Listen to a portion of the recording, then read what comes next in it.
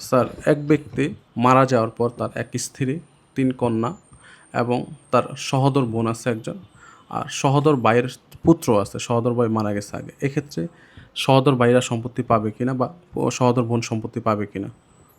আচ্ছা, এই বিষয়টাতে আমাদের মুসলিম শরিয়া মোতাবেক, স্পেশালি হানাফি আইন অনুযায়ী, হ্যাঁ, হানাফি মাযহাব অনুযায়ী আপনার সম্পদ পাবে, মৃত ব্যক্তির সম্পদ পাবে তার স্ত্রী, তার ৩ কন্যা, ২ কন্যা বা ৩ কন্যা যেটাই বললেন, ৩ কন্যা, আর হচ্ছে বাকি সম্পদ পাবে হচ্ছে তাদের বোন।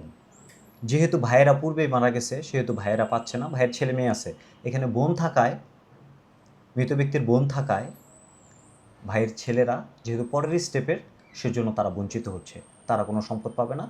তো সেই ক্ষেত্রে স্ত্রী, ৩ কন্যা এবং বোন, তারা সম্পদের মালিক হবেন। এখানে বোনরা কি অবশিষ্ট ভোগী হিসাবে সম্পূর্ণ সম্পত্তি পাবে না একটা নির্দিষ্ট অংশ পাবে? বোনেরা এই ক্ষেত্রে অবশিষ্টাংশ ভোগী হিসেবে সম্পদ পাবেন। কারণ আহ, এইখানে একটি রুলস আছে।